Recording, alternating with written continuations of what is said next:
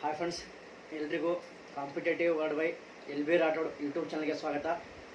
ಸ್ನೇಹಿತರೆ, ನಾನು L B Rathod, ಭಾರತದ ಸಂವಿಧಾನ ಮತ್ತು ಕರೆಂಟ್ ಅಫೇರ್ಸ್ ಫ್ಯಾಕಲ್ಟಿ. ಸ್ನೇಹಿತರೆ, ನಾನು ಈ ವಿಡಿಯೋದಲ್ಲಿ ಸಂವಿಧಾನದಲ್ಲಿ ಬರ್ತಕ್ಕಂಥ ಒಂದು ಇಂಪಾರ್ಟೆಂಟ್ ಟಾಪಿಕ್ ರಾಷ್ಟ್ರಪತಿಯವರ ಬಗ್ಗೆ ಎಕ್ಸ್ಪ್ಲೇನ್ ಮಾಡ್ತೀನಿ. ಅದೇ ಥರ ನನ್ನ ಇದೇ ಯೂಟ್ಯೂಬ್ ಚಾನಲಲ್ಲಿ ಭಾರತ ಸಂವಿಧಾನದಲ್ಲಿ ಬರ್ತಕ್ಕಂಥ ಅನೇಕ ಟಾಪಿಕ್ಸನ್ನು ನಾನು ಕವರ್ ಮಾಡಿದ್ದೀನಿ. ಸೊ ನೀವು ಅವನು ಕೂಡ ನೋಡ್ಬೋದು.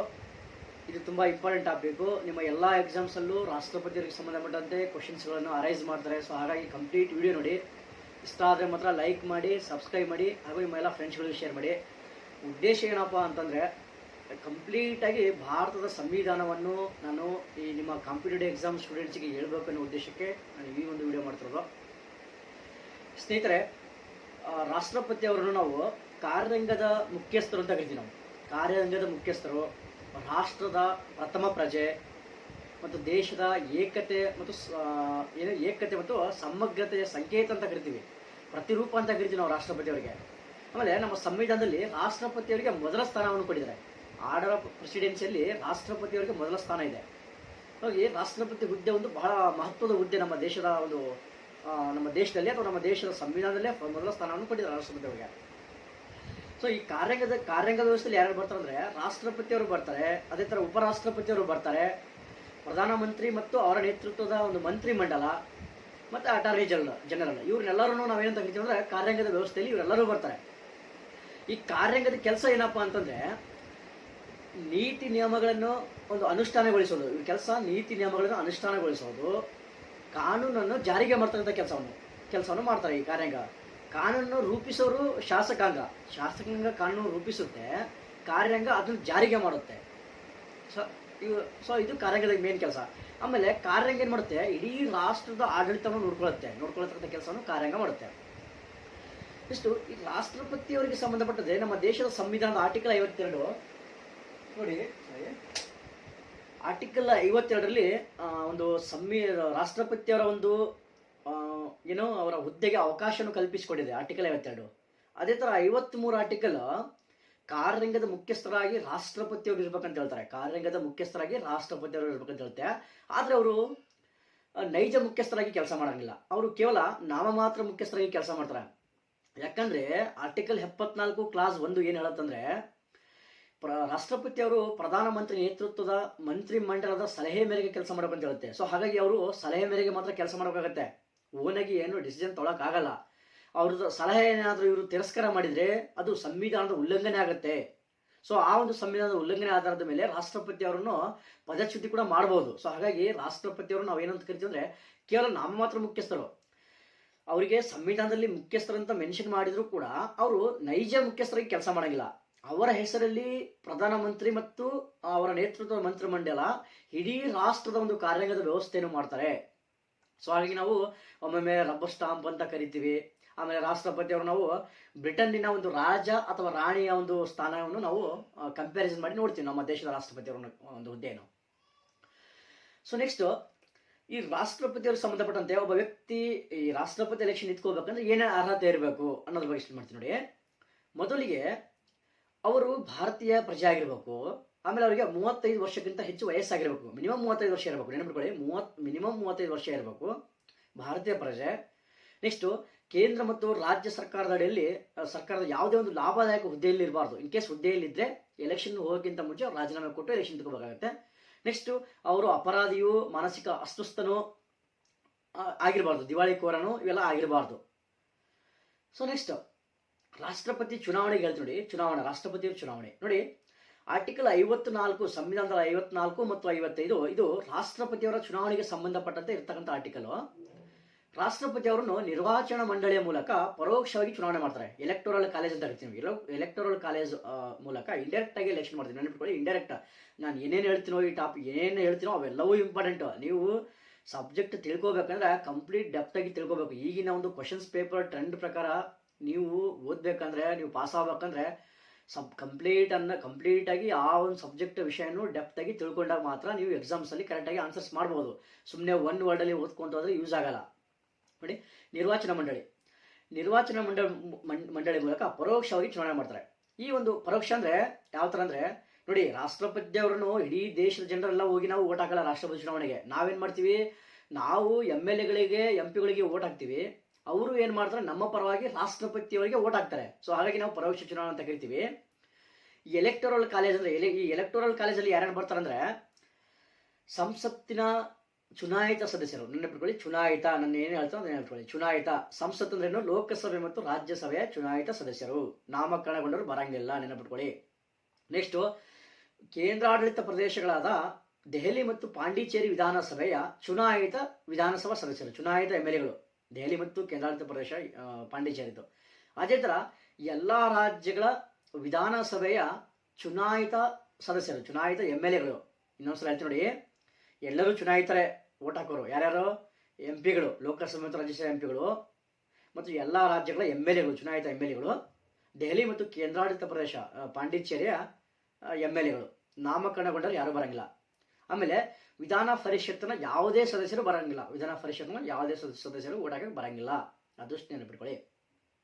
ನೆಕ್ಸ್ಟ್, ಚುನಾವಣಾ ವಿಧಾನ. ಚುನಾವಣಾ ವಿಧಾನ ಅಂದ್ರೆ ನೋಡಿ, ಒಬ್ಬ MLA ವೋಟರ್ ಹೇಗೆ ಕೌಂಟ್ ಮಾಡ್ತಾರೆ ಅಂದ್ರೆ, ಫಾರ್ ಎಕ್ಸಾಂಪಲ್ ನಮ್ಮ ರಾಜ್ಯದ ಒಬ್ಬ MLA ವೋಟ್ ಹೇಗೆ ಕೌಂಟ್ ಮಾಡ್ತಾರೆ ರಾಷ್ಟ್ರಪತಿ ಚುನಾವಣೆಗೆ ಅಂದ್ರೆ, ನಮ್ಮ ರಾಜ್ಯದ ಒಟ್ಟು ಜನಸಂಖ್ಯೆ ಡಿವೈಡೆಡ್ ಬೈ ಒಟ್ಟು MLAಗಳ ಸಂಖ್ಯೆ ಡಿವೈಡೆಡ್ ಬೈ 1000. ಸೊ ಮಾಡಿದ್ರೆ ಒಬ್ಬ MLA ಒಂದು ಚುನಾವಣೆ ಮೌಲ್ಯ ಗೊತ್ತಾಗುತ್ತೆ. ಅದೇ ಥರ MP ಗಳು ಸೇಮ್, ರಾಜ್ಯದ ಟೋಟಲ್ ಜನಸಂಖ್ಯೆ divided by total number of MLAಗಳು divided by total number of MP. ಅದನ್ನು ಕ್ಯಾಲ್ಕುಲೇಟ್ ಮಾಡಿದ್ರೆ ಒಬ್ಬ MP ಯ ಒಂದು ಚುನಾವಣಾ ಮೌಲ್ಯ ಸಿಗುತ್ತೆ, ಮತದಾನದ ಮೌಲ್ಯ ಸಿಗುತ್ತೆ. ನೆಕ್ಸ್ಟ್, ಅಧಿಕಾರಾವಧಿ. ಎಷ್ಟು ವರ್ಷ ರಾಷ್ಟ್ರಪತಿ ಚುನಾವಣೆಗೆ ಅವರ ಒಂದು ಅರ್ಹತೆಗೆ ಸಂಬಂಧಪಟ್ಟಂತೆ ಆರ್ಟಿಕಲ್ 58 ಹೇಳುತ್ತೆ. ಆರ್ಟಿಕಲ್ 58 ರಾಷ್ಟ್ರಪತಿ ಅವರ ಒಂದು ಅರ್ಹತೆ ಬಗ್ಗೆ ಹೇಳುತ್ತೆ. ಈಗ ನಾನು ಹೇಳ್ತಿರೋದು ಅವಧಿ, ಎಷ್ಟು ವರ್ಷ ಅವರು ಕೆಲಸ ಮಾಡ್ತಾರೆ, ಎಷ್ಟು ವರ್ಷ ಮಟ್ಟ ಇರ್ತಾರೆ. ನೋಡಿ, ರಾಷ್ಟ್ರಪತಿಯವರು ಅವಧಿ ಸ್ವೀಕರಿಸಿದ 5 ವರ್ಷಗಳ ತನಕ ಅಧಿಕಾರದಲ್ಲಿರ್ತಾರೆ. ಅವ್ರು ಯಾವತ್ತು ಅವಧಿಯನ್ನು ಸ್ವೀಕರಿಸಿರ್ತಾರೋ ರಾಷ್ಟ್ರಪತಿಯಾಗಿ, ಅಲ್ಲಿಂದ 5 ವರ್ಷ ತನಕ ಇರ್ತಾರೆ. ಆ ಅವಧಿಗಿಂತ ಮುಂಚೆ ಅವರು ಉಪರಾಷ್ಟ್ರಪತಿಯವರು ರಾಜೀನಾಮೆ ಕೊಟ್ಟು ಬೇಕಾದ್ರೆ ಬರ್ಬೋದು. ನೆನಪಿಟ್ಕೊಳ್ಳಿ, ಯಾರಿಗೆ ರಾಜೀನಾಮೆ ಕೊಡ್ತಾರೆ? ಉಪರಾಷ್ಟ್ರಪತಿಯವರಿಗೆ ರಾಜೀನಾಮೆ ಕೊಡ್ತಾರೆ. ಅವಧಿಗಿಂತ ಮುಂಚೆ ಉಪರಾಷ್ಟ್ರಪತಿ ಕೊಡ್ತಾರೆ. ಅವರ ಅವಧಿ ಬಂದ್ಬಿಟ್ಟು ಅಧಿಕಾರ ಸ್ವೀಕರಿಸಿದ್ರಿಂದ 5 ವರ್ಷಗಳ ತನಕ. ನೆಕ್ಸ್ಟ್, ನಮ್ಮ ದೇಶದಲ್ಲಿ ರಾಷ್ಟ್ರಪತಿಯವರು ಎಷ್ಟು ಬಾರಿ ಬೇಕಾದ್ರೂ ಮರು ಆಯ್ಕೆ ಆಗ್ಬೋದು. ಎಷ್ಟು ಬಾರಿ ಬೇಕಾದ್ರೆ ಮರು ಆಯ್ಕೆ ಆಗ್ಬೋದು, ಅದಕ್ಕೆ ಲಿಮಿಟೇಷನ್ ಇಲ್ಲ. ದೇಶದ ಮೊದಲ ರಾಷ್ಟ್ರಪತಿ ಆಗಿರ್ತಂಥ ರಾಜೇಂದ್ರ ಪ್ರಸಾದ್ ಅವರು, ಡಾಕ್ಟರ್ ಬಾಬು ರಾಜೇಂದ್ರ ಪ್ರಸಾದ್ ಅವರು 2 ಬಾರಿ ಮರು ಆಯ್ಕೆ ಆಗ್ತಾರೆ. ಅದಾದ ನಂತರ ಯಾರು ಆಗಲ್ಲ 2 ಬಾರಿ, ಅವರು 2 ಬಾರಿ ಮರು ಆಯ್ಕೆ ಆಗ್ತಾರೆ. ಎಷ್ಟು ಬೇಕಾದರೂ ಆಗ್ಬೋದು ನಮ್ಮ ದೇಶದಲ್ಲಿ. ಬಟ್ ಅಮೆರಿಕದ ರಾಷ್ಟ್ರಾಧ್ಯಕ್ಷರು ಕೇವಲ 2 ಬಾರಿ ಮಾತ್ರ ಮರು ಆಯ್ಕೆ ಆಗ್ಬೋದು. ಸೊ ಇದು ಒಂದು ಅವಧಿ. ನೆಕ್ಸ್ಟ್, ಉತ್ತರಾಧಿಕತ್ವ. ಉತ್ತರಾಧಿಕತ್ವ ಅಂದ್ರೆ ನೋಡಿ, ಒಬ್ಬ ರಾಷ್ಟ್ರಪತಿಯವರು ಏನಾದರೂ ಪದಚ್ಯುತಿ ಆದರೆ ಅಥವಾ ನಿಧನ ಹೊಂದಿರ್ಬೋದು, ಅಥವಾ ಪದಚ್ಯುತಿ ಮಾಡಿದ್ಮೇಲೆ ಅಥವಾ ರಾಜೀನಾಮೆ ಕೊಟ್ಟರೆ, ಆ ಹುದ್ದೆನಾದರೂ ತೆರವಾದರೆ, ಹುದ್ದೆ ಖಾಲಿ ಆದಾಗ ಉಪರಾಷ್ಟ್ರಪತಿಯವರು ಹಂಗಾಮಿ ರಾಷ್ಟ್ರಪತಿಯಾಗಿ ಕೆಲಸ ಮಾಡ್ತಾರೆ. ಇನ್ ಕೇಸ್ ರಾಷ್ಟ್ರಪತಿ ಮತ್ತು ಉಪರಾಷ್ಟ್ರಪತಿ ಎರಡೂ ಖಾಲಿ ಆಯಿತು ಅಂದರೆ, 2 ವೇಕೆನ್ಸಿ ಉಳಿತಪ್ಪ ಅಂತಂದ್ರೆ, ಸುಪ್ರೀಂ ಕೋರ್ಟ್ನ ಮುಖ್ಯ ನ್ಯಾಯಾಧೀಶರು ಹಂಗಾಮಿ ರಾಷ್ಟ್ರಪತಿಯಾಗಿ ಕೆಲಸ ಮಾಡ್ತಾರೆ. ಫಾರ್ ಎಕ್ಸಾಂಪಲ್ 1969ರಲ್ಲಿ 2 ಹುದ್ದೆಗಳು ಖಾಲಿ ಆದಾಗ ಸುಪ್ರೀಂ ಕೋರ್ಟ್ನ ಮುಖ್ಯ ನ್ಯಾಯಾಧೀಶರಾಗಿರೋದಂಥ ಹಿದಾಯತುಲ್ಲಾ ಅವರು ಹಂಗಾಮಿ ರಾಷ್ಟ್ರಪತಿ ಅವರಿಗೆ ಕೆಲಸ ಮಾಡ್ತಾರೆ. ಆ ಟೈಮಲ್ಲಿ ಅವರು ರಾಷ್ಟ್ರಪತಿ ಅವರ ಎಲ್ಲ ಸೌಲಭ್ಯವನ್ನು ಅವರು ಪಡ್ಕೊಳ್ತಾರೆ. ಇದು ಒಂದು ಉತ್ತರಾಧಿಕತ್ವ. ನೆಕ್ಸ್ಟ್ ಬಂದ್ಬಿಟ್ಟು ಚುನಾವಣೆ ಬಗ್ಗೆ ಹೇಳಿದೆ, ಅದು ವಿಧಾನ ಹೇಳಿದೆ, ಅರ್ಹತೆಗಳು ಹೇಳಿದೆ, ಅದರ ಅವಧಿ ಹೇಳಿದೆ. ನೆಕ್ಸ್ಟ್ ಉತ್ತರಾಧಿಕಾರ ಬಗ್ಗೆ ಹೇಳಿದೆ ನಾನು. ಸಾರಿ. ನೆಕ್ಸ್ಟ್ ಕಾನ್ಸೆಪ್ಟ್ ಏನಪ್ಪ ಅಂದ್ರೆ ಪ್ರಮಾಣ ವಚನ. ಸೊ ಪ್ರಮಾಣ ವಚನವನ್ನು ಯಾರು ಬೋಧಿಸ್ತಾರೆ ರಾಷ್ಟ್ರಪತಿಯವ್ರಿಗೆ ಅಂದ್ರೆ, ಸುಪ್ರೀಂ ಕೋರ್ಟ್ನ ಮುಖ್ಯ ನ್ಯಾಯಾಧೀಶರು ರಾಷ್ಟ್ರಪತಿಯವರಿಗೆ ಪ್ರಮಾಣ ವಚನ ಬೋಧಿಸ್ತಾರೆ. ಅವರ ಅನುಪಸ್ಥಿತಿಯಲ್ಲಿ ಸುಪ್ರೀಂ ಕೋರ್ಟ್ನ ಹಿರಿಯ ನ್ಯಾಯಾಧೀಶರು ರಾಷ್ಟ್ರಪತಿಯವರಿಗೆ ಪ್ರಮಾಣ ವಚನ ಬೋಧಿಸ್ತಾರೆ. ಈ ಟೈಮಲ್ಲಿ ಅವರು ಸಂವಿಧಾನ ಮತ್ತು ಕಾನೂನು ರಕ್ಷಣೆ ಮಾಡ್ತೀನಿ ಅಂತ ಹೇಳ್ಬಿಟ್ಟು ಅವರು ಪ್ರಮಾಣ ವಚನ ತಗೊಳ್ತಾರೆ. ನೆಕ್ಸ್ಟ್ ಬಂದ್ಬಿಟ್ಟು ಸೌಲಭ್ಯಗಳು. ಸೊ ಅವರ ಒಂದು ವೇತನ ಸೌಲಭ್ಯವನ್ನು ಯಾರು ಡಿಸೈಡ್ ಮಾಡ್ತಾರೆ ಅಂದರೆ, ಸಂಸತ್ತು ಕಾಲಕ್ಕೆ ರಾಷ್ಟ್ರಪತಿ ಅವರ ಒಂದು ವೇತನ ಸೌಲಭ್ಯ ಎಲ್ಲವನ್ನು ಸಂಸತ್ತು ನಿರ್ಧಾರ ಮಾಡ್ತಾರೆ. ಆದರೆ ಅವರ ಒಂದು ಅವಧಿಯಲ್ಲಿ ಅವರಿಗೆ ಅನಾನುಕೂಲ ಆಗಂತೆ ಅವರ ವೇತನದಲ್ಲಿ ಸೌಲಭ್ಯಗಳಲ್ಲಿ ವ್ಯತ್ಯಾಸ ಮಾಡೋಂಗಿಲ್ಲ, ಅವರ ಅವಧಿಯಲ್ಲಿ ಮಾಡೋಂಗಿಲ್ಲ. ತಿಳಿತಾ? ಒಮ್ಮೆ ಏನು ಫಿಕ್ಸ್ ಇರುತ್ತೋ ಅವರ 5 ವರ್ಷದ ಅವಧಿಯಲ್ಲೂ ಅದೇ ಫಿಕ್ಸ್ ಇರ್ತದೆ. ನೆಕ್ಸ್ಟ್ ವಿಶೇಷ ಸೌಲಭ್ಯ ಅಥವಾ ವಿಶೇಷ ರಿಯಾಯಿತಿ ಅಂದರೆ, ರಾಷ್ಟ್ರಪತಿಯವರಿಗೆ ಅವರ ಒಂದು ಅಧಿಕಾರಾವಧಿಯಲ್ಲಿ ಅವರ ವಿರುದ್ಧ ಕ್ರಿಮಿನಲ್ ಮೊಕದ್ದಮೆಯನ್ನು ಹೂಡಂಗಿಲ್ಲ. ನೆನಪಿಟ್ಕೊಳ್ಳಿ, ಕ್ರಿಮಿನಲ್ ಮೊಕದ್ದಮೆಯನ್ನು ಹೂಡಂಗಿಲ್ಲ. ಆದರೆ 2 ತಿಂಗಳ ಮುಂಚೆನೇ ನೋಟಿಸ್ ಕೊಟ್ಬಿಟ್ಟು ಸಿವಿಲ್ ಮೊಕದ್ದಮೆನ ಹೂಡ್ಬೋದು. ಅದು ನೆನಪಿಟ್ಕೊಳ್ಳಿ, ಸಿವಿಲ್ ಮೊಕದ್ದಮೆನ ಹೂಡ್ಬೋದು, ಕ್ರಿಮಿನಲ್ ಮೊಕದ್ದಮೆ ಹೂಡಕ್ಕೆ ಬರಂಗಿಲ್ಲ. ನೆಕ್ಸ್ಟ್, ರಾಷ್ಟ್ರಪತಿ ಅವರ ಚುನಾವಣೆ ಪದಚ್ಯುತಿಗೆ ಒಂದು ಮೇನ್ ಡಿಫ್ರೆನ್ಸ್ ಇದೆ. ಏನು ಡಿಫ್ರೆನ್ಸ್ ಅಂದರೆ, ಅವರ ಚುನಾವಣೆಗೆ ಯಾರು ಓಟ್ ಹಾಕ್ತಾರೆ ಅಂದರೆ ಚುನಾಯಿತ MLAಗಳು MP ಗಳು, ಲೋಕಸಭೆ ಮತ್ತು ರಾಜ್ಯಸಭೆ ಚುನಾಯಿತ MP ಗಳು ಮತ್ತು ಚುನಾಯಿತ MLAಗಳು, ಎಲ್ಲ ರಾಜ್ಯಗಳ ಚುನಾಯಿತ MLAಗಳು ಓಟ್ ಹಾಕ್ತಾರೆ. ಬಟ್ ಪದಚ್ಯುತದಲ್ಲಿ ಯಾರು ಭಾಗವಹಿಸ್ತಾರೆ ಅಂದರೆ ಕೇವಲ ಸಂಸತ್ತಿನ ಎಲ್ಲ ಸದಸ್ಯರು. ನೆನಪಿಕೊಳ್ಳಿ, ಸಂಸತ್ತಿನ ಎಲ್ಲ ಸದಸ್ಯರಂದರೆ ಲೋಕಸಭೆ ಮತ್ತು ರಾಜ್ಯಸಭೆಯ ಚುನಾಯಿತ ಮತ್ತು ನಾಮಕರಣಗೊಂಡ ಸದಸ್ಯರು. ನೆನಪಿಟ್ಕೊಳ್ಳಿ, ಎಲ್ಲ ಸದಸ್ಯರು ಪದಚ್ಯುತಿ ಭಾಗವಹಿಸ್ತಾರೆ. ಬಟ್ ಚುನಾವಣೆ ಮಾತ್ರ ನಾಮಕರಣಗೊಂಡರು ಬರಂಗಿಲ್ಲ. ಕೇವಲ ಚುನಾವಣೆಗೊಂಡರು ಮತ್ತು ಎಲ್ಲ ರಾಜ್ಯಗಳ MLAಗಳು, ಚುನಾಯಿತ MLAಗಳು. ಇದೆಷ್ಟು ಒಂದು ಮೇನ್ ಡಿಫ್ರೆನ್ಸ್. ಸೊ ನೆಕ್ಸ್ಟು ಈ ಚುನಾವಣಾ ವಿವಾದನ ಸುಪ್ರೀಂ ಕೋರ್ಟಲ್ಲೇ ಬಗೆಹರಿಸಬೇಕು. ರಾಷ್ಟ್ರಪತಿ ಅವರ ಚುನಾವಣಾ ವಿವಾದನ ಸುಪ್ರೀಂ ಕೋರ್ಟಲ್ಲಿ ಬಗೆಹರಿಸಬೇಕು. ಆಮೇಲೆ ಒಂದು ನಿರ್ವಾಚನ ಮಂಡಳಿ ಖಾಲಿ ಇದೆ ಅಂದರೆ ಅವರ ಒಂದು ಏನು ಎಲೆಕ್ಷನ್ ಮಾಡ್ತೀವಲ್ಲ, ಆ ಎಲೆಕ್ಷನಲ್ಲಿ ಆ ಸದಸ್ಯರು ಖಾಲಿ ಇದೆ, ನಿರ್ವಾಹಣಾ ಮಂಡಳಿ ಎಲೆಕ್ಟೋರಲ್ ಕಾಲೇಜ್ ಖಾಲಿ ಇದೆ, ಸೊ ಸದಸ್ಯರು ಫುಲ್ ಇಲ್ಲ, ಆ ಆಧಾರದ ಮೇಲೆ ಅವರ ಸುಪ್ರೀಂ ಕೋರ್ಟಿಗೆ ನಾವು ಹೋಗಂಗಿಲ್ಲ. ನೆನಪಿಟ್ಕೊಳ್ಳಿ, ಹೋಗಂಗಿಲ್ಲ. ನೆಕ್ಸ್ಟು ಏನು ಕೆಲಸ ಮಾಡ್ತಾರೆ ರಾಷ್ಟ್ರಪತಿ ಅವರ ಒಂದು ಕೆಲಸದ ಬಗ್ಗೆ ಭಾಳ ಇಂಪಾರ್ಟೆಂಟು. ಅವರ ಒಂದು ಅಧಿಕಾರ ಮತ್ತು ಕಾರ್ಯಗಳ ಬಗ್ಗೆ ಎಷ್ಟು ಮಾಡ್ತೀವಿ ನೋಡಿ. ಒಂದನೇದು ಶಾಸನೀಯ ಅಧಿಕಾರ ಮತ್ತು ಕಾರ್ಯಗಳು. ನೋಡಿ, ರಾಷ್ಟ್ರಪತಿ ಅವರು ಅಧಿವೇಶನವನ್ನು ಕರೆಯುವ, ಮುಂದೂಡುವ ಮತ್ತು ಅವಧಿಗೆ ಮುನ್ನ ಲೋಕಸಭೆಯನ್ನು ವಿಸರ್ಜಿಸುವ ಅಧಿಕಾರವನ್ನು ಹೊಂದಿರ್ತಾರೆ. ಪ್ರಧಾನಮಂತ್ರಿಯ ಸಲಹೆ ಮೇರೆಗೆ ಅವಧಿಗೆ ಮುನ್ನ ಲೋಕಸಭೆಯನ್ನು ವಿಸರ್ಜನೆ ಮಾಡ್ತಕ್ಕಂಥ ಕೆಲಸವನ್ನು ರಾಷ್ಟ್ರಪತಿಯವರು ಮಾಡ್ತಾರೆ. ನೆಕ್ಸ್ಟು ಜಂಟಿ ಅಧಿವೇಶನವನ್ನು ಕರೆಯುವ ಒಂದು ಅಧಿಕಾರ ಹೊಂದಿರ್ತಾರೆ. ನೋಡಿ, ಆರ್ಟಿಕಲ್ 108 ಪ್ರಕಾರ ರಾಷ್ಟ್ರಪತಿಯವರು ಜಂಟಿ ಅಧಿವೇಶನವನ್ನು ಕರೀತಾರೆ. ಆರ್ಟಿಕಲ್ 108 ಪ್ರಕಾರ ಸಾಮಾನ್ಯ ಮಸೂದೆ ಮೇಲೆ ಭಿನ್ನಾಭಿಪ್ರಾಯ ಉಂಟಾದರೆ ಜಂಟಿ ಅಧಿವೇಶನ ಕರೆದ್ಬಿಟ್ಟು ಅದನ್ನು ಬಗೆಹರಿಸ್ತಾರೆ. ಸೊ ನೆಕ್ಸ್ಟು ಸುಗ್ರೀವಾಜ್ಞೆಯನ್ನು ಹೊರಡಿಸ್ತಕ್ಕಂಥ ಅಧಿಕಾರ ಇರುತ್ತೆ. ಸದನಗಳು ಅಧಿವೇಶನದಲ್ಲಿ ಇಲ್ಲದೆ ಇದ್ದಾಗ ಸುಗ್ರೀವಾಜ್ಞೆಯನ್ನು ಹೊರಡಿಸ್ತಕ್ಕಂಥ ಅಧಿಕಾರ ಇರುತ್ತೆ. ಅದೇ ಥರ ಮಸೂದೆ ಮೇಲೆ ಸಹಿ ಮಾಡ್ತಕ್ಕಂಥ ಅಧಿಕಾರ ಹೊಂದಿರ್ತಾರೆ. ನೆಕ್ಸ್ಟು ಲೋಕಸಭೆಯ ಸ್ಪೀಕರ್ ಮತ್ತು ಉಪಸ್ಪೀಕರ್ ಹುದ್ದೆ ಖಾಲಿ ಇದ್ದಾಗ ಒಬ್ಬ ಸದಸ್ಯರನ್ನು ಹಂಗಾಮಿ ಸ್ಪೀಕರ್ ಮತ್ತು ಉಪಸ್ಪೀಕರ್, ಲೋಕಸಭಾ ಅಧ್ಯಕ್ಷ ಉಪಾಧ್ಯಕ್ಷರಾಗಿ ನೇಮಕ ಮಾಡ್ತಾರೆ. ಅದೇ ಥರ ರಾಜ್ಯಸಭೆಯ ಸ್ಪೀಕರ್ ಉಪಸ್ಪೀಕರ್ ಏನಾದರೂ ಖಾಲಿ ಇದ್ದಾಗ ಒಬ್ಬ ಸದಸ್ಯರನ್ನು ಹಂಗಾಮಿ ಸ್ಪೀಕರ್, ಸಭಾಪತಿ ಮತ್ತು ಉಪಸಭಾಪತಿಯಾಗಿ ನೇಮಕ ಮಾಡ್ತಾರೆ. ನೆಕ್ಸ್ಟ್ ನೋಡಿ, ಯಾವುದೇ ಒಂದು ಮಸೂದೆಗೆ ಸಂಬಂಧಪಟ್ಟಂತೆ ಅಥವಾ ಬೇರೆ ವಿಷಯಕ್ಕೆ ಸಂಬಂಧಪಟ್ಟಂತೆ ಪ್ರಧಾನಮಂತ್ರಿ ಅವರ ನೇತೃತ್ವಕ್ಕೆ ಅವರು ಸಲಹೆ ಕೇಳಬಹುದು, ಮಂತ್ರಿಮಂಡಲದ ವರದಿ ಕೇಳಬಹುದು. ನೆನಪಿಟ್ಕೊಳ್ಳಿ. ನೆಕ್ಸ್ಟು ರಾಜ್ಯಗಳ ಸ್ಥಾಪನೆ ಇರ್ಬೋದು, ಸೇರ್ಪಡೆ ಇರ್ಬೋದು, ಅಥವಾ ಗಡಿ ಬದಲಾವಣೆ, ಹೆಸರು ಬದಲಾವಣೆಗೆ ಸಂಬಂಧಪಟ್ಟಂಥ ಮಸೂದೆಯನ್ನು ರಾಷ್ಟ್ರಪತಿಯವರ ಅನುಮತಿಯೊಂದಿಗೆ ಸದನದಲ್ಲಿ ಮಂಡಿಸಬೇಕು. ನೆನಪಿಟ್ಕೊಳ್ಳಿ.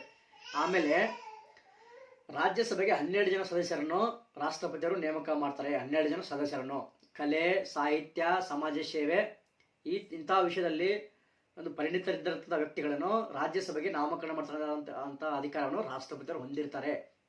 ಅದು ಭಾಳ ಇಂಪಾರ್ಟೆಂಟು. ಸೊ ಆ ಅಧಿಕಾರ ರಾಷ್ಟ್ರಪತಿ ಅವ್ರು ಬಿಟ್ಟರೆ ಬೇರೆ ಯಾರಿಗೂ ಇಲ್ಲ. ನೆಕ್ಸ್ಟ್ ನಾನು ಹೇಳಿದೆ, ಸುಗ್ರೀವಾಜ್ಞೆ ಕೂಡ ಹೇಳಿದೆ.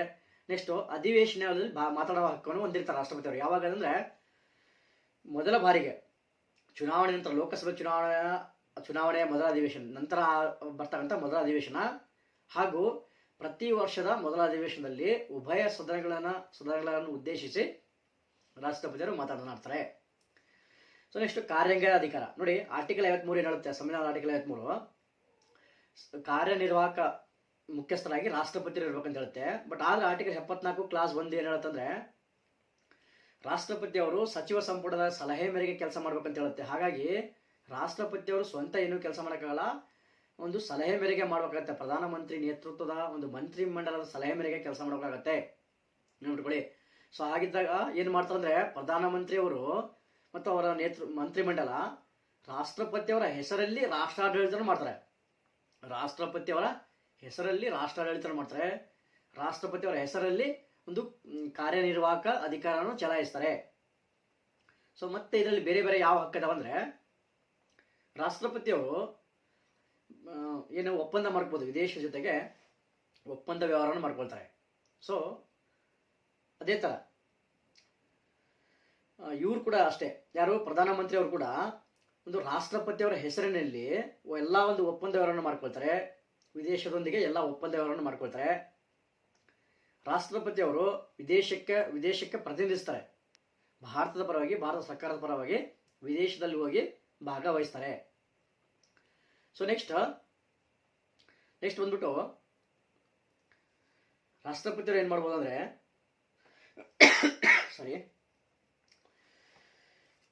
ಪ್ರಧಾನಮಂತ್ರಿಯವ್ರನ್ನ ನೇಮಕ ಮಾಡ್ತಾರೆ. ಪ್ರಧಾನಮಂತ್ರಿ ಇರ್ಬೋದು, ಅಥವಾ ಪ್ರಧಾನಮಂತ್ರಿಯ ಒಂದು ಸಲಹೆ ಮೇರೆಗೆ ಇತರ ಮಂತ್ರಿಯನ್ನು ನೇಮಕ ಮಾಡ್ತಾರೆ. ಮುಖ್ಯ ಚುನಾವಣಾ ಆಯುಕ್ತರು, ಇತರೆ ಆಯುಕ್ತರು, ನೆಕ್ಸ್ಟ್ ಕೇಂದ್ರ ಲೋಕಸೇವಾ ಆಯೋಗದ ಅಧ್ಯಕ್ಷರು ಸದಸ್ಯರನ್ನು ಇರ್ಬೋದು, ಪರಿಶಿಷ್ಟ ಜಾತಿ ಅಧ್ಯಕ್ಷರು ಸದಸ್ಯರನ್ನು, ಪರಿಶಿಷ್ಟ ಪಂಗಡ ಮತ್ತು ರಾಷ್ಟ್ರೀಯ ಮಹಿಳಾ ಆಯೋಗದ ಅಧ್ಯಕ್ಷರು ಸದಸ್ಯರನ್ನು, ಹಿಂದುಳಿದ ವರ್ಗದ ಆಯೋಗದ ಅಧ್ಯಕ್ಷರು ಸದಸ್ಯರನ್ನು, ಮಾನವ ಹಕ್ಕುಗಳ ಆಯೋಗದ ಅಧ್ಯಕ್ಷರು ಸದಸ್ಯರನ್ನು ರಾಷ್ಟ್ರಪತಿಯವರು ಏನು ಮಾಡ್ತಾರೆ, ಒಂದು ಸಚಿವ ಸಂಪುಟದ ಸಲಹೆ ಮೇರೆಗೆ ನೇಮಕ ಮಾಡ್ತಾರೆ. ಅದೇ ಥರ ಇವ್ರನ್ನೆಲ್ಲವನ್ನು ವಜಾ ಮಾಡ್ತಕ್ಕಂಥ ಕೆಲಸ ಕೂಡ ಮಾಡ್ತಾರೆ, ಇವನ್ನೆಲ್ಲವನ್ನು ವಜಾ ಕೂಡ ಮಾಡ್ತಾರೆ. ನೆಕ್ಸ್ಟು ರಾಜ್ಯಪಾಲರನ್ನು ನೇಮಕ ಮಾಡ್ತಾರೆ, ಅಂತಾರಾಜ್ಯ ಮಂಡಳಿ ಅಧ್ಯಕ್ಷರು ಸದಸ್ಯರನ್ನು ಕೂಡ ನೇಮಕ ಮಾಡ್ತಾರೆ. ಸೊ ರಾಷ್ಟ್ರಪತಿಯವರೆಲ್ಲವೂ ಏನು ಮಾಡ್ತಾರೆ, ಸ್ವಂತ ಮಾಡೋಲ್ಲ, ಅವರೇನು ಸಚಿವ ಸಂಪುಟದ ಸಲಹೆ ಮೇರೆಗೆ ಸಂವಿಧಾನದ ಹುದ್ದೆ ಏನಿದೆಲ್ಲ ಎಲ್ಲರನ್ನೂ ನೇಮಕ ಮಾಡ್ತಾರೆ. ನೆನಪಿಟ್ಕೊಳ್ಳಿ, ಎಲ್ಲರನ್ನೂ ನೇಮಕ ಮಾಡ್ತಾರೆ. ಅದು ಸಚಿವ ಸಂಪುಟದ ಸಲಹೆ ಮೇರೆಗೆ ನೇಮಕ ಮಾಡ್ತಾರೆ. ಅದೇ ಥರ ಅವ್ರನ್ನೆಲ್ಲ ವಜಾ ಕೂಡ ಮಾಡ್ತಾರೆ. ನೆಕ್ಸ್ಟು ಕೇಂದ್ರಾಡಳಿತ ಪ್ರದೇಶದ ಒಂದು ಕಾರ್ಯಕ್ಕೆ ಸಂಬಂಧಪಟ್ಟಂತೆ ವರದಿಯನ್ನು ಕೇಳ್ತಾರೆ. ನೆಕ್ಸ್ಟು ಯಾವುದೇ ಒಂದು ಪ್ರದೇಶನೋ ಅನುಸೂಚಿತ ಪ್ರದೇಶ ಅಂತ ಹೇಳ್ಬಿಟ್ಟು ಘೋಷಣೆ ಮಾಡ್ತಕ್ಕಂಥ ಅಧಿಕಾರ ರಾಷ್ಟ್ರಪತಿಯವರಿಗಿದೆ. ನೆಕ್ಸ್ಟ್ ರಾಷ್ಟ್ರಪತಿಯವರು ಅಂತಾರಾಜ್ಯ ಮಂಡಳಿಯ ಅಧ್ಯಕ್ಷರು ಸದಸ್ಯರು ನೇಮಕ ಮಾಡ್ತಾರೆ. ಸೊ ಇದೆಲ್ಲವೂ CAG ಇರ್ಬೋದು, ಚುನಾವಣಾ ಆಯುಕ್ತರು, CAG, ಕೇಂದ್ರ ಲೋಕಸೇವಾ ಆಯೋಗದ ಅಧ್ಯಕ್ಷರು ಸದಸ್ಯರು, ಪರಿಶಿಷ್ಟ ಜಾತಿ ಪಂಗಡಗಳ ಅಧ್ಯಕ್ಷರು ಸದಸ್ಯರು, ಮಾನವ ಹಕ್ಕುಗಳ ಆಯೋಗ ಇರ್ಬೋದು, ಮತ್ತು ಎಲ್ಲ ಮಂತ್ರಿಗಳನ್ನು ಎಲ್ಲರನ್ನೂ ರಾಷ್ಟ್ರಪತಿಯವರೇ ನೇಮಕ ಮಾಡ್ತಾರೆ, ನೆನಪಿಟ್ಕೊಳ್ಳಿ. ಮತ್ತು ವಜಾ ಕೂಡ ರಾಷ್ಟ್ರಪತಿಯವರೇ ಮಾಡ್ತಾರೆ. ಇದು ಒಂದು ಕಾರ್ಯಾಂಗದ ಅಧಿಕಾರದಲ್ಲಿ ಬರುತ್ತೆ. ಸೊ ಇದಿಷ್ಟು ಕಾರ್ಯಾಂಗದ ಅಧಿಕಾರ. ನೆಕ್ಸ್ಟು ಮಿಲಿಟರಿ ಅಧಿಕಾರ. ಸೊ ಮಿಲಿಟರಿ ಅಧಿಕಾರ ಅಂದರೆ ಸಮಸ್ತ ಸೇನಾಪಡೆಗಳ ಮಹಾದಂಡನಾಯಕರಾಗಿ ರಾಷ್ಟ್ರಪತಿಯವರು ಕೆಲಸ ಮಾಡ್ತಾರೆ. 3 ಸೇನಾಪಡೆಗಳ ಮಹಾದಂಡನಾಯಕ. ಅದೇ ಥರ ಭೂಸೇನಾ, ವಾಯುಸೇನಾ ಮತ್ತು ನೌಕಾಸೇನಾ ಮುಖ್ಯಸ್ಥರನ್ನು ರಾಷ್ಟ್ರಪತಿಯವರ ನೇಮಕ ಮಾಡಿ, ನೆನಪಿಟ್ಕೊಳ್ಳಿ, ರಾಷ್ಟ್ರಪತಿಯವರು ನೇಮಕ ಮಾಡ್ತಾರೆ. ಸೊ ನೆಕ್ಸ್ಟ್ ಸಚಿವ ಸಂಪುಟದ ಸಲಹೆ ಮೇರೆಗೆ ಯುದ್ಧವನ್ನು ಘೋಷಿಸುವ, ಶಾಂತಿಯನ್ನು ಘೋಷಿಸುವ ಅಧಿಕಾರ ರಾಷ್ಟ್ರಪತಿಯವರಿಗಿದೆ. ನೆಕ್ಸ್ಟ್ ಸೈನಿಕರಿಗೆ ಒಂದು ತರಬೇತಿ, ವಿಸ್ತರಣೆ, ಅದಕ್ಕೆ ಸಂಬಂಧಪಟ್ಟಂಥ ಹಣಕಾಸು ವಿವರವನ್ನು ರಾಷ್ಟ್ರಪತಿ ನೋಡ್ಕೊಳ್ತಾರೆ. ಇದು ಮಿಲಿಟರಿ ಕಾರ್ಯ ಆಗುತ್ತೆ. ನೆಕ್ಸ್ಟ್ ಬಂದ್ಬಿಟ್ಟು ರಾಜತಾಂತ್ರಿಕ ಕಾರ್ಯ, ಡಿಪ್ಲೊಮ್ಯಾಟಿಕ್ ಫಂಕ್ಷನ್ಸ್. ಸೊ ರಾಜತಾಂತ್ರಿಕ ಅಧಿಕಾರ ಅಂದರೆ ರಾಷ್ಟ್ರಪತಿ ಅವ್ರು ಏನು ಮಾಡ್ತಾರೆ ಅಂದರೆ, ಸೊ ವಿದೇಶದಿಂದ ಪ್ರತಿನಿಧಿಸ್ತಾರೆ, ದೇಶದ ಪರವಾಗಿ ವಿದೇಶದಲ್ಲಿ ಪ್ರತಿನಿಧಿಸ್ತಾರೆ. ಅದೇ ಥರ ಭಾರತ ಸರ್ಕಾರ ಕೂಡ ರಾಷ್ಟ್ರಪತಿ ಅವರ ಹೆಸರಲ್ಲಿ ವಿದೇಶದಲ್ಲಿ ಒಂದು ಭಾಗವಹಿಸ್ತಾರೆ, ವಿದೇಶಕ್ಕೆ ಹೋಗಿ ಭಾಗವಹಿಸ್ತಾರೆ. ಇಷ್ಟು ಬೇರೆ ದೇಶದ ಒಂದು ರಾಯಭಾರಿಗಳನ್ನು ನಮ್ಮ ದೇಶಕ್ಕೆ ಬರಮಾಡಿಕೊಳ್ತಾರೆ. ನಮ್ಮ ದೇಶದ ರಾಯಭಾರಿಯನ್ನು ಬೇರೆ ದೇಶಕ್ಕೆ ಕಳಿಸ್ಕೊಡ್ತಾರೆ, ರಾಷ್ಟ್ರಪತಿಯವರೆಲ್ಲ ಕಳಿಸ್ಕೊಡ್ತಾರೆ, ಬರಮಾಡಿಕೊಳ್ತಾರೆ. ಬೇರೆ ದೇಶಕ್ಕೆ ನಮ್ಮ ರಾಷ್ಟ್ರದ ಪರವಾಗಿ ಹೋಗಿ ಭಾಗವಹಿಸ್ತಾರೆ, ಬೇರೆ ದೇಶಕ್ಕೆ ಒಪ್ಪಂದ ವ್ಯವಹಾರ ಮಾಡ್ಕೊಳ್ತಾರೆ. ಸೊ ಭಾರತ ಸರ್ಕಾರ ಕೂಡ ಅಷ್ಟೇ, ರಾಷ್ಟ್ರಪತಿ ಅವರ ಹೆಸರಲ್ಲಿ ವಿದೇಶದೊಂದಿಗೆ ಒಪ್ಪಂದ ವ್ಯವಹಾರ ಮಾಡ್ಕೊಳ್ತಾರೆ. ಸೊ ಇದು ಒಂದು ರಾಜತಾಂತ್ರಿಕ ಅಧಿಕಾರದಲ್ಲಿ ಬರುತ್ತೆ. ನೆಕ್ಸ್ಟ್ ನ್ಯಾಯಿಕ ಅಧಿಕಾರ ನೋಡಿ. ನ್ಯಾಯಿಕ ಅಧಿಕಾರ ಅಂದರೆ ಸುಪ್ರೀಂ ಕೋರ್ಟ್ ಮತ್ತು ಸುಪ್ರೀಂ ಕೋರ್ಟ್ ಮತ್ತು ಸೇನಾ ನ್ಯಾಯಾಲಯ ಅವು ಏನು ಒಬ್ಬ ಅಪರಾಧಿಗೆ ಏನು ಶಿಕ್ಷೆ ವಿಧಿಸಿರುತ್ತಲ್ಲ ಆ ಒಂದು ಶಿಕ್ಷೆಯನ್ನು ಕಡಿಮೆ ಮಾಡುವ, ಬದಲಾಯಿಸುವ ಅಧಿಕಾರವನ್ನು ರಾಷ್ಟ್ರಪತಿಯವರು ಹೊಂದಿರ್ತಾರೆ. ಅದೇ ಥರ ಮರಣದಂಡನೆಯನ್ನು ರದ್ದುಪಡಿಸಿದಂಥ ಏಕೈಕ ಅಧಿಕಾರ ಇರೋದು ನಮ್ಮ ದೇಶದಲ್ಲಿ ರಾಷ್ಟ್ರಪತಿಯವರಿಗೆ. ನೆಕ್ಸ್ಟು ಕೇಂದ್ರ ಸರ್ಕಾರದ ಒಂದು ಕಾನೂನು ಸಲಹೆಗಾರ, ಉನ್ನತ ಕಾನೂನು ಸಲಹೆಗಾರ, ಕಾನೂನು ಅಧಿಕಾರಿ ಅಂತ ಏನು ಕರಿತೀವಿ ನಾವು, ಅಟಾರ್ನಿ ಜನರಲ್, ಅವರನ್ನು ರಾಷ್ಟ್ರಪತಿಯವರು ನೇಮಕ ಮಾಡ್ತಾರೆ. ನೆಕ್ಸ್ಟ್ ಸುಪ್ರೀಂ ಕೋರ್ಟ್ ಮತ್ತು ಹೈಕೋರ್ಟ್ನ ನ್ಯಾಯಾಧೀಶರನ್ನು ಕೂಡ ರಾಷ್ಟ್ರಪತಿಯವರು ನೇಮಕ ಮಾಡೋದು. ಇದೆಲ್ಲ ನ್ಯಾಯಿಕ ಅಧಿಕಾರದಲ್ಲಿ ಬರುತ್ತೆ. ನೆಕ್ಸ್ಟು ಇದು ನಮ್ಮ ದೇಶಕ್ಕೆ ಸಂಬಂಧಪಟ್ಟಂತೆ, ಒಂದು ಕಾನೂನಿಗೆ ಸಂಬಂಧಪಟ್ಟಂತೆ, ಸಾರ್ವಜನಿಕ ಮಹತ್ವದ ವಿಷಯಕ್ಕೆ ಸಂಬಂಧಪಟ್ಟಂತೆ ಸುಪ್ರೀಂ ಕೋರ್ಟ್ನಿಂದ ಸಲಹೆ ಕೇಳ್ತಾರೆ ರಾಷ್ಟ್ರಪತಿಯವರೇ. ಆ ಸಲಹೆನ ಒಪ್ಕೋಬೇಕಂತೇನಿಲ್ಲ, ಬಟ್ ಸಲಹೆ ಕೇಳ್ತಾರೆ. ನೆಕ್ಸ್ಟು ಕೇಂದ್ರ ಮತ್ತು ರಾಜ್ಯಗಳು ಅಂತಾರಾಜ್ಯಗಳಿಗೆ ಏನಾದರೂ ವಿವಾದ ಆದರೆ ಅದಕ್ಕೆ ಸಂಬಂಧಪಟ್ಟಂತೆ ಸರ್ವೋಚ್ಚ ನ್ಯಾಯಾಲಯಕ್ಕೆ ಒಪ್ಪಿಸ್ತಾರೆ. ಆ ವಿವಾದಗಳನ್ನು ಸರ್ವೋಚ್ಚ ನ್ಯಾಯಾಲಯಕ್ಕೆ ಒಪ್ಪಿಸ್ತಾರೆ. ಸೊ ಇದು ಒಂದು ನ್ಯಾಯಿಕ ಅಧಿಕಾರದಲ್ಲಿ ಬರ್ತದೆ, ರಾಷ್ಟ್ರಪತಿಯವರ ಒಂದು ನ್ಯಾಯಿಕ ಅಧಿಕಾರದಲ್ಲಿ ಬರುತ್ತೆ. ನೆಕ್ಸ್ಟ್ ಹಣಕಾಸಿನ ಅಧಿಕಾರ, ಇಂಪಾರ್ಟೆಂಟ್. ಹಣಕಾಸಿನ ಅಧಿಕಾರ ನೋಡಿ, ಮುಂಗಡ ಪತ್ರವು ಸಂಸತ್ತಿನ ಅನುಮೋದನೆ ಮಾಡುವಂತ ಒಂದು ಪರಮಾಧಿಕಾರ, ಅಂದ್ರೆ ಒಂದು ಜವಾಬ್ದಾರಿ ರಾಷ್ಟ್ರಪತಿಯವರ ಮೇಲೆ ಇರುತ್ತೆ. ಮುಂಗಡ ಪತ್ರ ಬಜೆಟ್ ಮಂಡನೆ ಆಗಿ ನೋಡ್ಕೊಳ್ತಕ್ಕಂಥ ಜವಾಬ್ದಾರಿ ರಾಷ್ಟ್ರಪತಿಯವರ ಮೇಲೆ ಇರುತ್ತೆ. ಸೊ ಅದೇ ತರ ಹಣಕಾಸು ಮಸೂದೆಯನ್ನು ರಾಷ್ಟ್ರಪತಿಯವರ ಅನುಮತಿ ಇಲ್ಲದೆ ಮಂಡನೆ ಮಾಡಂಗಿಲ್ಲ. ರಾಷ್ಟ್ರಪತಿಯವರ ಒಂದು ಪೂರ್ವಾನುಮತಿ ಪಡ್ಕೊಂಡೇ ಸದನದಲ್ಲಿ ಮಂಡಿಸಬೇಕಾಗತ್ತೆ, ಅದು ಲೋಕಸಭೆಯಲ್ಲಿ ಮಂಡಿಸಬೇಕಾಗತ್ತೆ. ನೆಕ್ಸ್ಟ್ ರಾಷ್ಟ್ರಪತಿಯವರು 5 ವರ್ಷಕ್ಕೊಮ್ಮೆ ಹಣಕಾಸು ಆಯೋಗವನ್ನು ರಚನೆ ಮಾಡ್ತಾರೆ.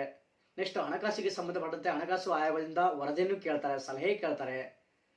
ನೆಕ್ಸ್ಟ್ ಸಂಚಿತ ನಿಧಿ ರಾಷ್ಟ್ರಪತಿಯವರ ಕೈಲೇ ಇರುತ್ತೆ, ಸಂಚಿತ ನಿಧಿ. ಸೊ ಅದರಿಂದ ಸುಪ್ರೀಂ ಕೋರ್ಟ್ನ ನ್ಯಾಯಾಧೀಶರು ಇರ್ಬೋದು, ಕೇಂದ್ರ ಲೋಕಸೇವಾ ಆಯೋಗದ ಅಧ್ಯಕ್ಷರು ಸದಸ್ಯರನ್ನು ಈ ಒಂದು ಸಂಚಿತ ನಿಧಿಯಿಂದ ಪಾವತಿ ಮಾಡ್ತಾರೆ, ಹಣವನ್ನು ಪಾವತಿ ಮಾಡ್ತಾರೆ. ನೆಕ್ಸ್ಟ್ ತುರ್ತು ನಿಧಿ, ಇದು ಕೂಡ ರಾಷ್ಟ್ರಪತಿಯವರ ಒಂದು ಕೈಯಲ್ಲಿರುತ್ತೆ. ಸೊ ಅದರಿಂದ ಬರ, ಭೂಕಂಪ, ನೆರೆ ಇದಕ್ಕೆ ಸಂಬಂಧಪಟ್ಟಂತೆ ಹಣವನ್ನು ಈ ತುರ್ತು ನಿಧಿಯಿಂದ ವ್ಯವಹರಿಸ್ತಾರೆ. ಆಮೇಲೆ ಸದನದ ಒಪ್ಪಿಗೆ ಪಡ್ಕೊಳ್ತಾರೆ. ಸೊ ಇದು ತುರ್ತು ನಿಧಿ ಕೂಡ ರಾಷ್ಟ್ರಪತಿಯವರ ಕೈಲಿರುತ್ತೆ. ಸೊ ಇಷ್ಟು ಈ ಒಂದು ಹಣಕಾಸಿನ ಅಧಿಕಾರಗಳು. ಆಮೇಲೆ ರಾಷ್ಟ್ರಪತಿಯವರ ಶಿಫಾರಸು ಇಲ್ಲದೆ ಅನುದಾನಕ್ಕೆ ಬೇಡಿಕೆ ಇಡಂಗಿಲ್ಲ. ಹಣಕಾಸು ಮಸೂದೆಯನ್ನು ರಾಷ್ಟ್ರಪತಿಯವರ ಒಪ್ಪಿಗೆ ಪಡ್ಕೊಂಡೇ ಮಂಡಿಸಬೇಕಾಗತ್ತೆ.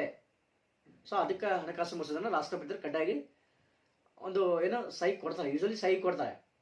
ತಿರಸ್ಕಾರ ಮಾಡ್ಬೋದು, ಬಟ್ ಮರುಪರಿಶೀಲನೆ ಕಳಿಸಂಗಿಲ್ಲ ರಾಷ್ಟ್ರಪತಿಯವರು ಹಣಕಾಸು ಮಸೂದೆಯನ್ನು. ಸೊ ಇದು ಹಣಕಾಸಿನ ಒಂದು ಅಧಿಕಾರಗಳು. ನೆಕ್ಸ್ಟ್ ಬಂದ್ಬಿಟ್ಟು ಒಂದು ಇಂಪಾರ್ಟೆಂಟ್ ಕಾನ್ಸೆಪ್ಟ್ ಏನಪ್ಪಾ ಅಂದ್ರೆ ವಿಟೋ ಅಧಿಕಾರ. ನೋಡಿ, ವಿಟೋ ಅಧಿಕಾರ ಬಗ್ಗೆ ಹೇಳ್ತೀನಿ. ವಿಟೋ ಅಧಿಕಾರ ಅಂದ್ರೆ ಮಸೂದೆಗೆ ಸಹಿ ಮಾಡ್ತಕ್ಕಂಥ ಅಧಿಕಾರ. ಯಾವುದೇ ಒಂದು ಮಸೂದೆ ಕಾನೂನು ಆಗ್ಬೇಕಂದ್ರೆ ರಾಷ್ಟ್ರಪತಿಯವರು ಸಹಿ ಆಗ್ಬೇಕಾಗತ್ತೆ, ರಾಷ್ಟ್ರಪತಿಯವರು ಅನುಮೋದನೆ ಆಗ್ಬೇಕಾಗತ್ತೆ. ಸೊ ಆ ಒಂದು ಪವರಿಗೆ ನಾವು ವಿಟೋ ಅಧಿಕಾರ ಅಂತ ಕರಿತೀವಿ. ಈ ವಿಟೋ ಅಧಿಕಾರದಲ್ಲಿ ಯಾವ್ಯಾವ ಬರ್ತಾರೆ ಅಂದ್ರೆ, ಒಂದೇದು ಅಬ್ಸಲ್ಯೂಟ್ ವಿಟೋ. ನೋಡಿ, ಅಬ್ಸಲ್ಯೂಟ್ ವಿಟೋ ಅಂದ್ರೆ ಒಂದು ಮಸೂದೆ ಅದು 2 ಸದನಗಳಿಂದ ಪಾಸ್ ಆಗಿ ರಾಷ್ಟ್ರಪತಿಯವ್ರಿಗೆ ಹೋಗುತ್ತೆ.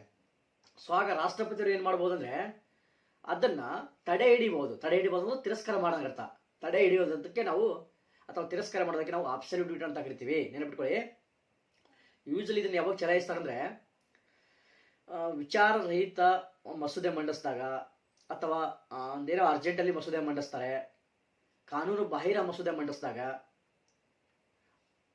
ಯೂಶಲಿ ಅಬ್ಸಲ್ಯೂಟ್ ವಿಟೋನ ರಾಷ್ಟ್ರಪತಿ ಚಲಾಯಿಸ್ತಾರೆ.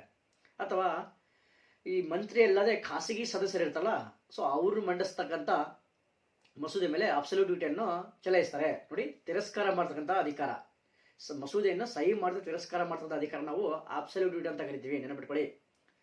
ಈ ಅಬ್ಸಲ್ಯೂಟ್ ವಿಟೋನ ಸಂವಿಧಾನ ತಿದ್ದುಪಡಿ ಮೇಲೆ ಮಾಡಂಗಿಲ್ಲ. ಯಾಕಂದ್ರೆ ಸಂವಿಧಾನಾತ್ಮಕ ತಿದ್ದುಪಡಿ ಮಸೂದೆ ಮೇಲೆ ರಾಷ್ಟ್ರಪತಿಯವರು ಕಡ್ಡಾಯವಾಗಿ ಸಹಿ ಮಾಡಲೇಬೇಕು, ನೆನಪಿಟ್ಕೊಳ್ಳಿ. ನಾನು ಏನು ಹೇಳ್ತಿದ್ರು ಕರೆಕ್ಟಾಗಿ ನೆನಪಿಟ್ಕೊಳ್ಳಿ. ಸೊ ಇದು ಅಬ್ಸಲ್ಯೂಟ್ ವಿಟೋ. ಯಾಕಂದ್ರೆ ಇದನ್ನ ಆರ್ ವೆಂಕಟರಮಣ ಅಂತ ಹೇಳ್ಬಿಟ್ಟು ರಾಷ್ಟ್ರಪತಿಯವರು ಇರ್ತಾರೆ 1991 ಅವರು ಈ ಒಂದು ಸಂಸತ್ ಸದಸ್ಯರ ಒಂದು ವೇತನ ಸೌಲಭ್ಯ, ಸೊ ಅದಕ್ಕೆ ಸಂಬಂಧಪಟ್ಟಂತೆ ಈ ಒಂದು ಅಬ್ಸಲ್ಯೂಟ್ ವಿಟೋನ ಚಲಾಯಿಸಿರ್ತಾರೆ. ಆರ್ ವೆಂಕಟರಮಣ ಅಂತ ಹೇಳ್ಬಿಟ್ಟು ರಾಷ್ಟ್ರಪತಿ ಅವರು ಚಲಾಯಿಸ್ತಾರೆ 1991.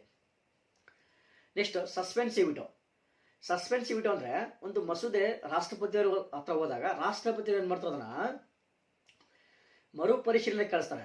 ಮರುಪರಿಶೀಲನೆಗೆ ಸದನಕ್ಕೆ ಮತ್ತೆ ಮರುಪರಿಶೀಲನೆ ಕಳಿಸ್ತಾರೆ. ಅದಕ್ಕೆ ನಾವು ಏನಂತ ಕರಿತೀವಿ ಅಂದ್ರೆ ಸಸ್ಪೆನ್ಸಿವ್ ವಿಟೋ ಅಂತ ಕರಿತೀವಿ, ಸಸ್ಪೆನ್ಸಿವ್ ವಿಟೋ. ಯೂಶುವಲಿ ಇದನ್ನ ಹಣಕಾಸು ಮಸೂದೆಗೆ ಚಲಾಯಿಸಕ್ಕೆ ಬರಂಗಿಲ್ಲ, ನೆನಪಿಟ್ಕೊಳ್ಳಿ. ಹಣಕಾಸು ಮಸೂದೆಗೆ ಮರುಪರಿಶೀಲನೆ ಕಳಿಸಂಗಿಲ್ಲ. ಒಂದು ಅನುಮೋದನೆ ಕೊಡಬೇಕು, ಇಲ್ಲದೆ ಕೊಡಬಾರ್ದು, ಮರುಪರಿಶೀಲನೆ ಕಳಿಸಂಗಿಲ್ಲ. ಸೊ ಇದಕ್ಕೆ ಹಣಕಾಸು ಮಸೂದೆಗಳ ಮಾಡಕ್ ಬರಂಗಿಲ್ಲ. ಈ ಸಸ್ಪೆನ್ಸಿವ್ ವಿಟೋನ ಅಬ್ದುಲ್ ಕಲಾಂ ಅವರು ಚಲಾಯಿಸಿರ್ತಾರೆ 2006 ಏನ್ ಮಾಡ್ತಾರೆ, ಲಾಭದಾಯಕ ಹುದ್ದೆಗೆ ಸಂಬಂಧಪಟ್ಟಂತೆ ಈ ಒಂದು ಸಸ್ಪೆನ್ಸಿವ್ ವಿಟೋನ ಚಲಾಯಿಸ್ತಾರೆ. ಅಂದ್ರೆ ಮರುಪರಿಶೀಲನೆ ಕಳಿಸ್ತಾರೆ ಸದನಕ್ಕೆ, ಲಾಭದಾಯಕ ಹುದ್ದೆಗೆ ಸಂಬಂಧಪಟ್ಟಂತೆ. ಸೊ ಮತ್ತೆ ಸಂಸದಿಗೆ ಕಳಿಸಿದಾಗ ಸಂಸತ್ತು ಅದಕ್ಕೆ ತಿದ್ದುಪಡಿ ಮಾಡ್ಬೋದು, ಅಥವಾ ತಿದ್ದುಪಡಿ ಮಾಡದೆ ಮತ್ತೆ ಕಳಿಸಿದಾಗ ರಾಷ್ಟ್ರಪತಿಯವರು ಸೆಕೆಂಡ್ ಬಾರಿ ಕಳಿಸ್ಬೇಕು, ತಿದ್ದುಪಡಿ ಸೈನ್ ಮಾಡಲೇಬೇಕಾಗತ್ತೆ ಸೆಕೆಂಡ್ ಟೈಮಲ್ಲಿ. ಒಮ್ಮೆ ಮಾತ್ರ ಮರುಪರಿಶೀಲನೆ ಕಳಿಸ ಬರುತ್ತೆ ರಾಷ್ಟ್ರಪತಿ ಅವರು, ಸೆಕೆಂಡ್ ಟೈಮ್ ಬರಂಗಿಲ್ಲ. ಸೊ ನೆಕ್ಸ್ಟ್ ಸೊ ಇದು ಒಂದು ಸಸ್ಪೆನ್ಸ್ ವಿಡಿಯೋ ಆಯಿತು. Next pocket veto. Pocket veto ಅಂದರೆ ಒಂದು ಮಸೂದೆ ಸಹಿ ಮಾಡಕ್ಕೆ ಬಂದಾಗ ರಾಷ್ಟ್ರಪತಿಯವರು ಏನು ಮಾಡ್ಬೋದು ಅಂದರೆ ಅದಕ್ಕೆ ಅನುಮೋದನೆ ಸುಮ್ಮನೆ ಇಟ್ಕೊಂಬಿಡೋದು. ಅದಕ್ಕೆ ಅನುಮೋದನೆ ತಡೆ ಇಡಂಗಿಲ್ಲ, ತಿರಸ್ಕಾರ ಮಾಡೋಂಗಿಲ್ಲ ಅಥವಾ ಮರುಪರಿಶೀಲನೆ ಕಳ್ಸಂಗಿಲ್ಲ.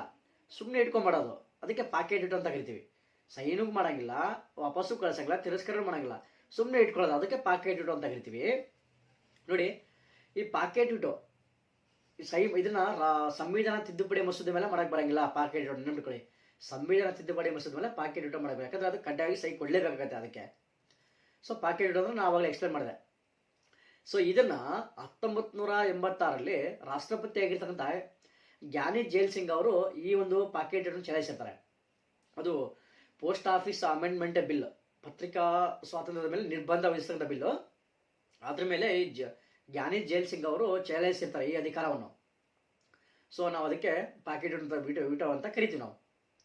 ಸೊ ಇದಿಷ್ಟು ವಿಟೋ ಅಧಿಕಾರಗಳು. ಸೊ ನೆಕ್ಸ್ಟ್ ಈ ರಾಜ್ಯ ಶಾಸನಗಳು ಏನು ಕಳಿಸ್ತಾವಲ್ಲ, ರಾಜ್ಯಗಳು ಕಳಿಸ್ತಕ್ಕಂಥ ಮಸೂದೆಯನ್ನು ಅದಕ್ಕೆ ಸೈನ್ ಮಾಡ್ತಕ್ಕಂಥ ಅಧಿಕಾರ ರಾಜ್ಯಪಾಲರಿಗಿರುತ್ತೆ. ಬಟ್ ರಾಜ್ಯಪಾಲರು ಏನು ಮಾಡ್ಬೋದು, ಆರ್ಟಿಕಲ್ 200 ಪ್ರಕಾರ ನೆನಪಿಕೊಳ್ಳಿ, ಆರ್ಟಿಕಲ್ 200 ಪ್ರಕಾರ ತಾನು ಸಹಿ ಮಾಡದೆ ರಾಷ್ಟ್ರಪತಿ ಅವರ ಒಂದು ಅನುಮೋದನೆಗೆ ಕಳಿಸ್ಕೊಡ್ತಾರೆ ಅಧಿಕಾರ ಇದೆ. ಸೊ ಆಗ ಕೂಡ ರಾಷ್ಟ್ರಪತಿಯವರು ಎಲ್ಲ ವಿಟೋವನ್ನು ಚಲಾಯಿಸ್ತಾರೆ. ರಾಜ್ಯ ಶಾಸನಗಳ ಮೇಲೆ ಕೂಡ, ರಾಜ್ಯದ ಮಸೂದೆಗಳ ಮೇಲೆ ಕೂಡ ಅನುಮೋದನೆ ಕೊಡದ ಎಲ್ಲ ವಿಟೋಗಳನ್ನು ಚಲಾಯಿಸ್ತಾರೆ ನೆನಪಿಟ್ಕೊಳ್ಳಿ. ರಾಷ್ಟ್ರಪತಿಯವರು ಚಲಾಯಿಸಬಹುದು. ಆದರೆ ಒಂದು ಏನು ಡಿಫ್ರೆನ್ಸ್ ಅಂದರೆ, ಮೇನ್ ಡಿಫ್ರೆನ್ಸ್ ಏನು ಅಂದರೆ, ಈ ಮರುಪರಿಶೀಲನೆಗೆ ರಾಷ್ಟ್ರಪತಿಯವರು ರಾಜ್ಯದ ಮಸೂದೆಯನ್ನು ಎಷ್ಟು ಬಾರಿ ಆದರೂ ಕಳಿಸ್ಬೋದು. ಕೇಂದ್ರದ ಮಸೂದೆ, ಸಂಸತ್ತಿನ ಮಸೂದೆಗೆ ಒಂದೇ ಬಾರಿ ಮಾತ್ರ ಕಳಿಸ್ತಾರೆ ಮರುಪರಿಶೀಲನೆಗೆ. ಬಟ್ ರಾಜ್ಯದ ಮಸೂದೆಯನ್ನು ಎಷ್ಟು ಬಾರಿ ಆದರೂ ಮರುಪರಿಶೀಲನೆ ಕಳಿಸ್ಬೋದು ನೆನಪಿಟ್ಕೊಳ್ಳಿ. ಇದೊಂದು ಪಾಯಿಂಟು. ಇದು ರಾಷ್ಟ್ರಪತಿಯವರು ರಾಜ್ಯಗಳ ಮೇಲೆ ರಾಜ್ಯ ಮಸೂದೆಗಳ ಮೇಲೆ ಹೇಗೆ ವಿಟೋ ಅಧಿಕಾರ ಚಲಾಯಿಸ್ತಾರೆ ಅಂತ ಹೇಳಿದೆ ನಾನು. ನೆಕ್ಸ್ಟ್ ಕಾನ್ಸೆಪ್ಟ್ ಬಂದ್ಬಿಟ್ಟು ಸುಗ್ರೀವಾಜ್ಞೆ ಹೊರಡಿಸ್ತಕ್ಕಂಥ ಅಧಿಕಾರ. ನೋಡಿ, ಸುಗ್ರೀವಾಜ್ಞೆ ಅಂದರೆ ಕಾನೂನು ಮಾಡೋದು. ಈಗ ಒಂದು ಯಾವುದೋ ಒಂದು ಕಾನೂನು ಮಾಡ್ಬೇಕಂದ್ರೆ 2 ಸದನಗಳು ಇರಬೇಕು, ಮಸೂದೆಯನ್ನು ಪಾಸ್ ಮಾಡಬೇಕು, ಪಾಸ್ ಮಾಡಿ ರಾಷ್ಟ್ರಪತಿಯವರು ಸೈನ್ ಆದರೆ ಅದು ರಾಷ್ಟ್ರಪತಿ ಸೈನ್ ಆದರೆ ಅದು ಕಾನೂನು ಆಗುತ್ತೆ, ಕಾಯ್ದೆ ಆಗುತ್ತೆ. ಬಟ್ ಅಧಿವೇಶನಗಳು ಇಲ್ಲದೇ ಇದ್ದಾಗ, ಒಂದು ಅಧಿವೇಶನ ಇದ್ರೆ ಕೂಡ ಬರಂಗಿಲ್ಲ. ಯಾಕಂದ್ರೆ 2 ಅಧಿವೇಶನಗಳು ಇದ್ರೆ ಮಾತ್ರ ಮಸೂದೆಯನ್ನು ಪಾಸ್ ಮಾಡಬೇಕಾಗತ್ತೆ. ಒಂದು ಅಧಿವೇಶನ ಇರುತ್ತೆ, ಇನ್ನೊಂದು ಅಧಿವೇಶನ ಇಲ್ಲದೆ ಅಂದರೆ ಮಸೂದೆಗಳು ಪಾಸ್ ಮಾಡೋಕ್ಕಾಗಲ್ಲ. ಸೊ ಆವಾಗ ಏನು ಮಾಡ್ತಾರೆ ರಾಷ್ಟ್ರಪತಿಯವರು, ಏನಾದರೂ ನಮ್ಮ ದೇಶಕ್ಕೆ ಮಹತ್ವವಾಗಿ ಏನಾದರೂ ಕಾನೂನು ಮಾಡಬೇಕಾಗತ್ತೆ. ಅತ್ಯಂತ ತುರ್ತು ಅಥವಾ ಸಾರ್ವಜನಿಕ ಮಹತ್ವ ಇರುತ್ತೆ, ಒಂದು ಕಾನೂನು ಮಾಡಬೇಕಾಗುತ್ತೆ. ಸೊ ಆಗ ರಾಷ್ಟ್ರಪತಿ ಅವರು ಸದನ ಇರಲ್ಲ, ಒಂದು ಸದನ ಇರುತ್ತೆ ಅಥವಾ 2 ಸದನಗಳು ಇರಲ್ಲ ಅಂತ ಅನ್ಕೊಳ್ಳಿ. ಸೊ ಆಗ ಏನು ಮಾಡ್ತಾರೆ ರಾಷ್ಟ್ರಪತಿ ಅವರು ಸುಗ್ರೀವಾಜ್ಞೆ ಹೊರಡಿಸ್ತಾರೆ. ಆರ್ಟಿಕಲ್ 123 ನೆನಪಿಟ್ಕೊಳ್ಳಿ. ಆರ್ಟಿಕಲ್ 123 ಅಡಿಯಲ್ಲಿ ಸುಗ್ರೀವಾಜ್ಞೆ ಹೊರಡಿಸ್ತಾರೆ. ಸೊ ಈ ಸುಗ್ರೀವಾಜ್ಞೆ ಕಾನೂನಿಗೆ ಇರ್ತಕ್ಕಂಥ ಮಹತ್ವ ಇರುತ್ತೆ. ಈ ಸುಗ್ರೀವಾಜ್ಞೆಗೆ ಕಾನೂನಿಗೆ ಇರ್ತಕ್ಕಂಥ ಮಹತ್ವ ಈ ಸುಗ್ರೀವಾಜ್ಞೆಗೆ ಇರುತ್ತೆ. ಆಮೇಲೆ ಈ ಸುಗ್ರೀವಾಜ್ಞೆಯನ್ನು ಸ್ವತಃ ಹೊರಡಿಸೋಕ್ಕಾಗಲ್ಲ ರಾಷ್ಟ್ರಪತಿ ಅವರು. ಸಚಿವ ಸಂಪುಟದ ಒಂದು ಸಲಹೆ ಶಿಫಾರಸಿನ ಮೇರೆಗೆ ಮಾತ್ರ ಸುಗ್ರೀವಾಜ್ಞೆ ಹೊರಡಿಸಬೇಕಾಗತ್ತೆ. ಅದು ನೆನಪಿಟ್ಕೊಳ್ಳಿ. ನೆಕ್ಸ್ಟ್, ಸುಗ್ರೀವಾಜ್ಞೆ ಹೇಗೆ ಕಾನೂನು ಹೇಗೆ ಹಿಂದಿನ ದಿನಾಂಕದಿಂದ ಅಪ್ಲಿಕೇಬಲ್ ಆಗುತ್ತೋ ಅದೇ ಥರ ಸುಗ್ರೀವಾಜ್ಞೆ ಕೂಡ ಹಿಂದಿನ ದಿನಾಂಕದಿಂದ ಅಪ್ಲಿಕೇಬಲ್ ಆಗುತ್ತೆ. ಸುಗ್ರೀವಾಜ್ಞೆ ಕೂಡ ನೆಕ್ಸ್ಟ್ ಇದು ನೆನಪಿಟ್ಕೊಳ್ಳಿ. ಸೊ ಆಮೇಲೆ ಸಂಸತ್ತು ಯಾವ ಯಾವ ವಿಷಯಗಳ ಮೇಲೆ ಕಾನೂನು ಮಾಡ್ಬೋದು ಅವೆಲ್ಲ ವಿಷಯಗಳ ಮೇಲೆ ರಾಷ್ಟ್ರಪತಿಯವರು ಸುಗ್ರೀವಾಜ್ಞೆ ಹೊರಡಿಸ್ಬೋದು. ಇದು ಕೂಡ ನೆನಪಿಟ್ಕೊಳ್ಳಿ. ಎಲ್ಲ ವಿಷಯಗಳ ಮೇಲೆ ಸುಗ್ರೀವಾಜ್ಞೆ ಹೊರಡಿಸ್ಬೋದು, ಆದರೆ ಮೂಲಭೂತ ಹಕ್ಕುಗಳನ್ನು ಉಲ್ಲಂಘಿಸಬಾರ್ದು. ಸುಗ್ರೀವಾಜ್ಞೆಗಳು ಮೂಲಭೂತ ಹಕ್ಕುಗಳನ್ನು ಉಲ್ಲಂಘಿಸಬಾರ್ದು, ಅದು ನೆನಪಿಟ್ಕೊಳ್ಳಿ. ನೆಕ್ಸ್ಟ್, ಸಂವಿಧಾನ ತಿದ್ದುಪಡಿ ಮಾಡೋಕ್ಕೆ ಸುಗ್ರೀವಾಜ್ಞೆಯನ್ನು ಹೊರಡಿಸಕ್ಕೆ ಬರಂಗಿಲ್ಲ. ಇದು ಬಹಳ ಇಂಪಾರ್ಟೆಂಟ್. ಸಂವಿಧಾನ ತಿದ್ದುಪಡಿ ಮಸೂದೆ ಅಥವಾ ಸಂವಿಧಾನ ತಿದ್ದುಪಡಿ ಮಾಡೋಕ್ಕೆ ಸುಗ್ರೀವಾಜ್ಞೆ ಹೊರಡಿಸಂಗಿಲ್ಲ. ನೆಕ್ಸ್ಟ್, ಸುಗ್ರೀವಾಜ್ಞೆ ಮೂಲಭೂತ ಹಕ್ಕುಗಳನ್ನು ಉಲ್ಲಂಘಿಸಕ್ಕೆ ಬರಂಗಿಲ್ಲ, ಉಲ್ಲಂಘಿಸಬಾರ್ದು. ನೆಕ್ಸ್ಟ್, ಸುಗ್ರೀವಾಜ್ಞೆ ಸ್ವತಃ ರಾಷ್ಟ್ರಪತಿ ಅವರು ಘೋಷಣೆ ಮಾಡಕ್ಕೆ ಬರಂಗಿಲ್ಲ. ಸಚಿವ ಸಂಪುಟ ಶಿಫಾರಸು ಮಾತ್ರ ಮಾಡ್ತಾರೆ. ಇದಿಷ್ಟು ಈ ಒಂದು ಟಾಪಿಕಲ್ಲಿ ನೆನಪಿಟ್ಕೋಬೇಕಾಗತ್ತೆ ನೀವು. ಯಾಕಂದರೆ ನೀವು ಎಕ್ಸಾಮ್ಸಲ್ಲಿ ಹೇಗೆ ಕೇಳ್ತಾರೋ ನಿನಗೆ ಗೊತ್ತಾಗಲ್ಲ. ತುಂಬ ಡೆಪ್ತಾಗಿ ಕೇಳ್ತಿರೋದ್ರಿಂದ ನೀವು ಆ ಒಂದು ಟಾಪಿಕ್ಗೆ ಸಂಬಂಧಪಟ್ಟಂತೆ ತುಂಬ ಡೆಪ್ತಾಗಿ ತಿಳ್ಕೊಬೇಕಾಗತ್ತೆ. ನೀವು ಎಕ್ಸಾಮ್ಸಲ್ಲೂ ಕರೆಕ್ಟಾಗಿ ಆನ್ಸರ್ಸ್ ಮಾಡಬೇಕು. ನೀವು ಸಕ್ಸಸ್ ಆಗ್ಬೇಕಂದ್ರೆ ಕಂಪ್ಲೀಟ್ ಅರ್ಥ ಮಾಡ್ಕೋಬೇಕು ಆ ಸಬ್ಜೆಕ್ಟು, ಆ ಟಾಪಿಕ್ಕು ಕಂಪ್ಲೀಟ್ ಅಂಡರ್ಸ್ಟ್ಯಾಂಡಿಂಗ್ ಇರ್ಬೇಕು ನಿಮಗೆ. ಹೆಂಗೆ ಕ್ವಶನ್ಸ್ ಕೇಳಿದ್ರು ಆನ್ಸರ್ ಮಾಡೋಂಗಿರ್ಬೇಕು.